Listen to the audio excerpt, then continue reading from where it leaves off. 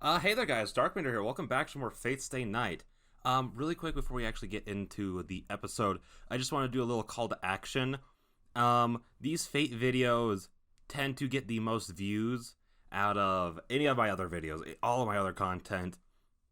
Fate is way up there as easily the most popular thing that I do. So if you enjoy the video, and because I can see the analytics and that the majority of the people who watch this series are returning viewers, if you enjoy the series and want to support the channel in any way, the easiest thing I would say would just be to subscribe. I know I don't upload like every single day and the content isn't like too long, but if you do enjoy the content, again, like just supporting me is the best thing to do is just subscribe to the channel. Cause if I could ever get to the point where I could like say like even make a little bit of money off of this, I would probably upload a lot more, probably specifically of the Fate stuff, just because I love the Fate franchise and I kind of want to play through like a lot of the other Fate games. Like I plan to do Hollow Ataraxia. If the Fate Extra remake or remaster, I don't know exactly what it is, gets translated and put over here onto the Switches or whatever, like even if it's on Steam, Switch, whatever, regardless, I want to play that for the channel. And if not, then I do just plan to play it through alternative means, you know. And I would also love to play like the Tsukihime remake. That would be super cool. And yeah, like I think the Tsukihime remake is just like is getting translated currently. And yeah, I really enjoy like this stuff. And again, I don't normally do callouts like this. Like I don't think I've said, "Hey, if you like the video, subscribe to the channel," in probably years, like literally years. But yeah, I just felt like I should probably start saying that at the beginning of videos. I've been informed by people who quite literally know better than I do that it helps. So yeah, again, anything helps. Likes, comments, subscriptions, but specifically subscriptions. But with that 2-minute call to action out of the way, let's get to the episode. In the last one, Ilya came and talked to us, tried to make me forgive her for all the horrible, horrible torture she put us through. Not really try to make us forgive her, but be so wholesome that I did forgive her. But yeah, and then she had to go mysteriously because Berserker woke up, and I'm assuming, considering he's a Berserker, he's probably not smart enough to not just flip out if she's gone. So yeah, let's just get to it. I get back to the house. I decided to keep it a secret that I met Ilya. I know it's something that I should tell her about right away, but I still don't want to tell her about it. The Ilya I met at the park wasn't a master. I talked with Ilya about trifling matters, and we parted in a trifling manner as well, so I'm hesitant to tell others about what happened today. I feel guilty since it's like I'm hiding something from them, but it's because I don't want to think of Ilya I met today as my enemy. After eating lunch with Saber, we continue to train at the dojo, and before I know it, it's time for dinner already. I rest my tired body and take a bath to wash my sweat off, and when I go to the living room, dinner is prepared. I'm a bit moved. It's nice having dinner ready without me doing anything when I come out of the bath. Amiya, it's dinner time. What are you doing standing there like an idiot? Is it dementia? But why does she have to say something that totally destroys the moment? Nothing. Dinner, right? I'll eat it gratefully. Where's Saber? I guess Saber went to Shiro's room. Didn't you see her? That's weird. She was here until a second ago. Maybe you two missed each other since this place is as complicated as a hotel. Alright, I'll go get Saber. So you should go to the bathroom again. Your hair isn't completely dry yet. Oh, you're right, sorry. Then I'll leave Saber to you. Boys. And girls, I do have 25% female viewer rates. Or percentages, however you want to say it. Are we about to have the generic anime, oops, I walked in on you in the bath moment? Cause I mean... I woke up... Oh gosh, that sounds so weird. But you know what I mean? Sabers, I mean. Oh, you're right. Sorry, then I'll leave Saber to you. I wave my hand to Tosaka and return to the hallway. Cause I know the image, and like the line under it, and it's really funny. As Tosaka said, the Emiya house has many paths because of the aimless reconstruction. The worst one is the route to the bathroom, and it really is like a hotel because you can get there from my room or from the living room. I enter the bathroom. I don't like hair dryers, so I'll use the towel. The towel I used before. Oh! That is a butt. Also, sorry, little bit of an art critique. I hate the way... Listen, I've actually really enjoyed a lot of Takeuchi's like early art for this game, but this over-the-shoulder look is not his best work. Not gonna lie. I enter the bathroom. Oh, wait. In an instant, I forget everything that happened today. Shiro. I hear a voice. The figure in front of me is saying something. It seems you're here to take a bath again, but I'm using it at the moment. It would be helpful if you could observe yourself for now.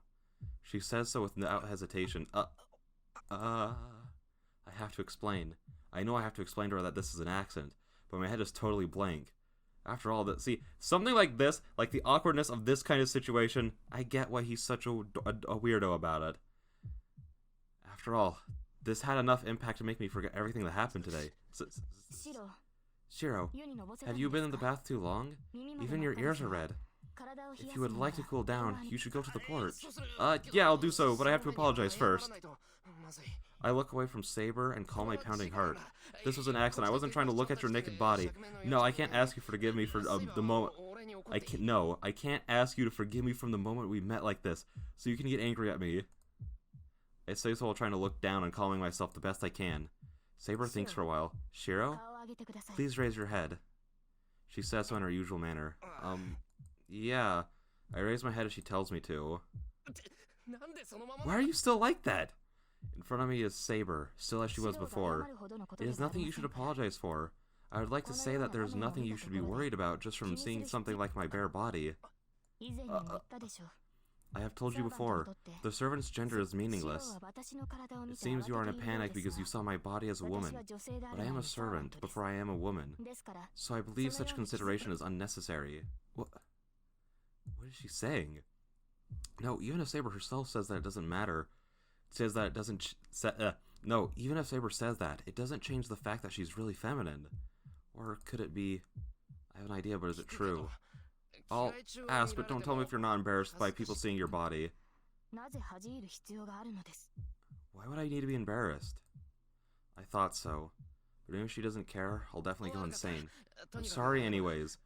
I'm sorry. Anyways, I'm going to apologize. If anything like this happens again, you can do what you want with me. I turn 180 degrees and exit the dressing room awkwardly. Saber looks at me in her usual manner until I disappear. Well, that wasn't the scene I was expecting. I think I know what the thumbnail is. I don't get monetized anyways, so I don't have to worry about anything. Haha, suck it, losers who get paid for this. Dinner ends. I think it was a normal dinner table for everyone except me. As for me, I couldn't even sense the taste without the scene in the dressing room flickering in my mind. It's cold. I opened the window by the porch as I was cooling my head off, but I'm done with that. I'll catch a cold if I keep doing this. Shiro, you were here? Saber, what, is there some business? I believe you have one, and not me. I thought you were to learn magic from Rin at night. Oh! I hit my head. I totally forgot, thanks, I'll go right away. I run to the outbuilding and go to the second floor. I knock on the door of the guest room that Tosaka occupies. Shiro, it's fine, I don't have my hands free at the moment, so just come on in. Tosaka, are we about... I don't think we're about to get another one.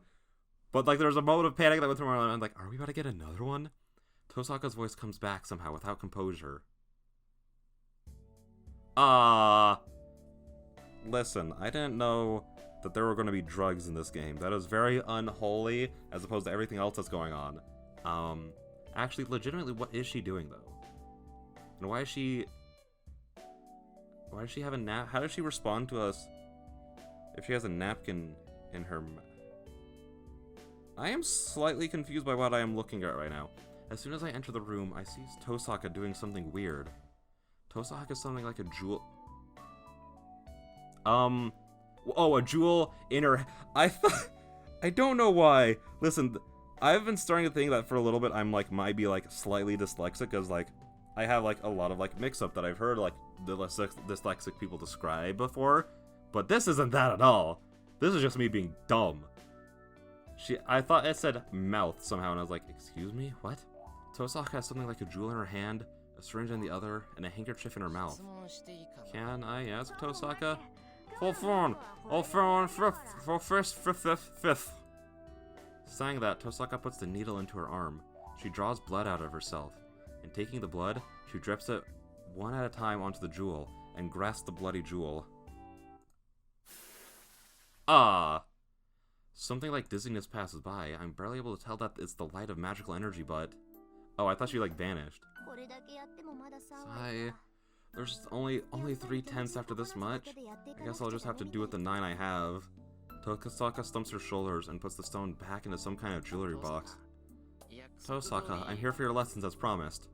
But first I'm curious about what she was doing. Yeah, I was waiting for you. You were training your body with Saber during the day, right? Then you should train what's inside during the night. Tosaka seems happy as she's more than ready to teach. Saber said she wasn't any good at teaching, but I bet this one's the complete opposite. No, putting that aside. Well, what should we start with? I think you were saying you can only use the strengthening magic. Actually, could I ask you something before that? I'm curious. What were you just doing? It's dangerous to use needles on yourself. Oh, that was just making magic bullets. What? I mean, I know she, like, throws her jewels and they, like, explode, but, like, I've never heard them described as magic bullets. The magics of my family are flow and conversion of power. So when I have enough to spare, I transfer my magical energy somewhere else. I know what this scene is here for. Tosaka concludes the conversation, leaving me way behind. Hold on, what do you mean by magic bullets and transferring magical energy? Magic bullets are magic bullets. It's a bullet filled with magical energy. Haven't you ever heard that person's thoughts tend to go into jewels? In practice, jewels are easy targets to transfer magical energy into, but it seems my family is even more compatible with it than most. Transferring magical energy, well, for example, you have excess strength left over if you do nothing for the whole day, right? I'm storing that excess power in the jewels. You keep on doing this for days, months, and years, and that turns the jewels themselves into magic. But then, the jewels have limited capacities and I cannot control magical energy outside me. The magical energy inside the jewels is just an ignition to instantly activate a large-scale magic. Oh, okay, so she's not like actually like shooting them. They're just there to like hold the magic, and even though she can't do much with it, she can like she said, ignite it. So you're putting your magical energy into the jewels as a backup? Backup? Close, but not quite. I'm just filling up a single-use, disposable backpack. So you mean you're temporarily expanding the hard disk. That's amazing. So you should be able to use as much magic as you want. Hard disk? I don't know what you're talking about, but it's not that useful. The magical energy I put into the jewel has died into that jewel's attribute, so its uses become limited. I see. But I'm surprised. I didn't know you could save up magical energy like that. Why don't other Magi do something so useful? Well, saying that, the only other Magus I know is Kritsugu. The ability to store magical energy is something outside yourself is unique. Even your strengthening is putting magical energy into something, right? Right? Normally, whatever you put magical energy into changes in some way and uses up that magical energy. The effect of magic is instantaneous and not permanent, right? So my family does it in a way that isn't instantaneous, and we cleverly put magical energy into the jewels, so that with it's permanent, but... wait, hang on. So my family does it in a way that isn't instantaneous, and we cleverly put magical energy into the jewel, so that it's permanent. But other Magi can do the same thing with their bodies. That's the magic crest, the backup magic that all Magi have. Magic crests? Oh, you mean the secret that apparent hands down? Why are you confused by that? You literally just had a conversation with Ilya about magic crests. I mean, not necessarily confused, but like hesitant on like knowing what it is. Oh yeah, you mean the secret that a parent hands down to their child. I don't understand too well since I don't have one. Wait, what did you just say? Huh? Well, I said I don't have this, well, I said I don't have this magic crest thing. I think father had one, but he never gave it to me. Tosaka gasps and then nods to herself. No wonder you're an amateur. So you're really doing things from the very beginning.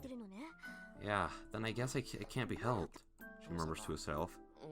Tosaka, haven't you realized that I don't have a magic crest? No? No way. I wouldn't have let you go out by yourself if I'd known. Well, it's true that I thought you were unskilled, but if you don't have a magic crest, you're not even a magus. She gives me a complaining look with a humph. But what is it? Her words have a warmness that sounds like relief, and it sounds like as if she's envious that I'm not a magus. Oh well, in that case, I'll explain things to you from the very beginning. Understanding the magic crest means understanding Magi. Alright, you sit there. It's an important lesson, so listen up. Here's fine. Alright, go ahead. I look into Tosaka's eyes with determination. She must appreciate my seriousness as she nods in satisfaction. Then I'll start off with something simple. You know that magical... Ooh, I like this music. I'm pretty sure we've heard it before, but I don't think I've paid that much attention to it.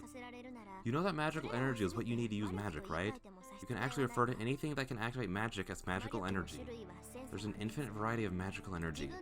There are some that perform magic. There are some that perform magic using their force of will, and there are some that use magic by paying a price other than themselves.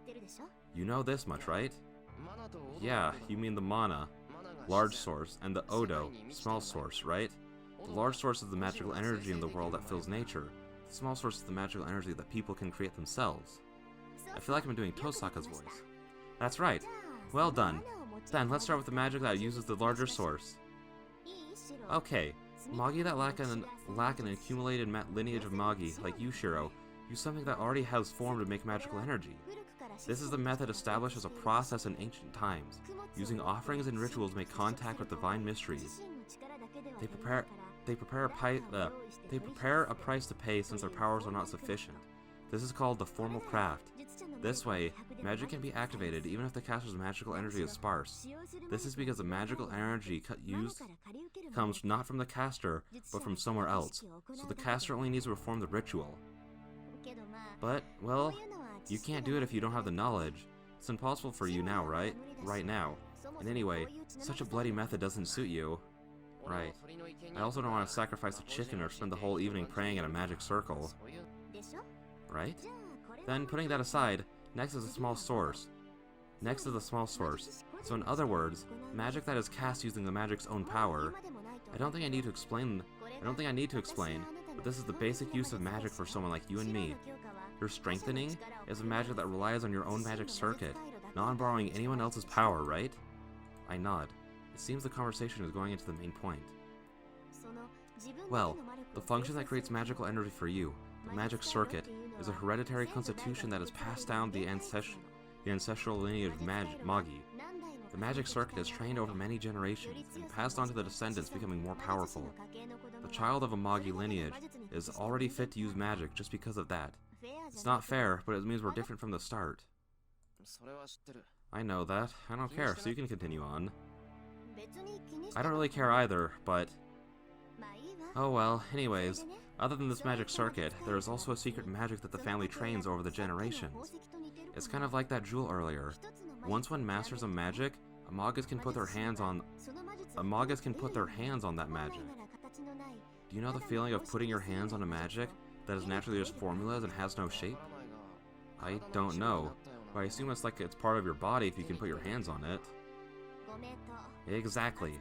The magic that goes beyond the level of formulas and becomes part of yourself can be left in a form. It is a great deed that established an unstable magic, and at the same time, it is proof that the magus existed. And the magus on the verge of death hands down this great accomplishment in a crest, like saying, I give you this to reach the realms I could not reach. Perhaps this crest I will give you might offer some help.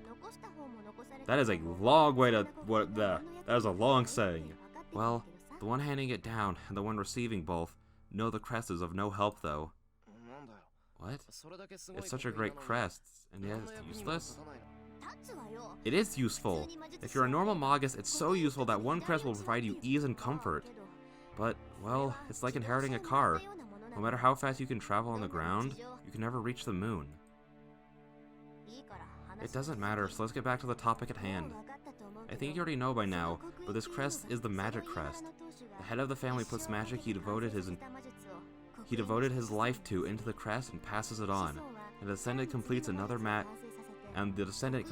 magic, increasing the crest and passes it on again. It grows more complex like that, and a deep history is engraved into it. That's the magic crest, a chain that the magus cannot free themselves from. So, everything about that family is recorded in the Magic Crest. Oh, that's wrong. The record of the family is naturally left on paper. Only magic is in the Magic Crest. It can cast spells automatically and allow you to use magics that you have not acquired yet. To put it simply, it's like carving a magic circle into your body. Then doesn't that mean you can carve the crest on anyone? You can draw a magic circle as many times as you want if you know the shape of it. That's not the way it works. The Magic Crest is like a living thing. It's almost like transplanting organs. There's usually only one of an organ, so you can't give it away to numerous people or make copies of it. There's no point in dividing the heart into two, right? Even if you can separate it, it just stops functioning. Oh. I see, you're right. Then you had the crest that you transplanted into you, right? I guess the term transplant was a bad example. Actually, it's no different than a tattoo. In my case, it's left on my left arm from my shoulder to my hand. Wait. From my shoulder to my hand. But the Magic Crest won't show up unless I use it. There's no need to hide it unlike the command spell. So, well, that's why a family of Magi is succeeded by only one descendant. If the family happens to produce brothers or sisters, it is common for the rest of them to live normally without learning about magic. Since you can't give them the Magic Crest, there's not much point even if they succeed as a Magus. Actually, I have a thought. And I'm sorry if my voice just sounded weird, I leaned back in my chair. If you did train, say, like the other siblings in how to use magic, wouldn't it... I mean, actually, no, because they aren't born with a Magic Crest. How do you make a Magic Crest? Because I'm assuming, like, how would that start? Because my thought was, like, what if you just had, like, one descendant, like, say, like, you have the parent who has 3 kids. They pass their crest on to the oldest, but then you still train the other 2 kids, and then whoever has, say, like, the next child, like, let's say, like, the oldest has a child, and then when those 3 are on their deathbeds, they all transplant, like, their Magic Crest into that kid, but then, like, say, like, that parent also has kids, and then those parents, like, his brother and sister or whatever, also have kids. Like, you could essentially just keep compiling them, but at the same time, I don't really know how you make a Magic Crest, and if they did go over that in that, I do apologize. I thought I was processing that pretty well, but if they did actually explain, like, this is how Magic Crests are made, and where you actually get them from. Because what they've explained here is, like, yes, there's only one, and you transplant it from, like, your parent when they're dying to their child, that sort of thing. And that you can only do it once. Granted, she did kind of explain, like, an organ, so I don't know, like, if that would actually work, because if you obviously have too many of an organ in your body, that's obviously not great for you, you know? Hence why we only come with so many. But that's just a thought I had, like, if... I don't know how Magic Crests are actually, like, created in the first place, so if it is possible for, like, say, multiple of a family to somehow make them, that's actually... I feel like I'm not explaining myself very well. But, like, we'll just continue, Yeah, Shinji was saying that too. I see, so that's why they didn't teach oh, that was Shiro. Yes, but the inheritance of the crest itself stopped a few generations ago in the Mato family, so I assume Shinji was only taught knowledge of magic. Really, that type are the most troubling. They can't feel magic, but they still try to use it.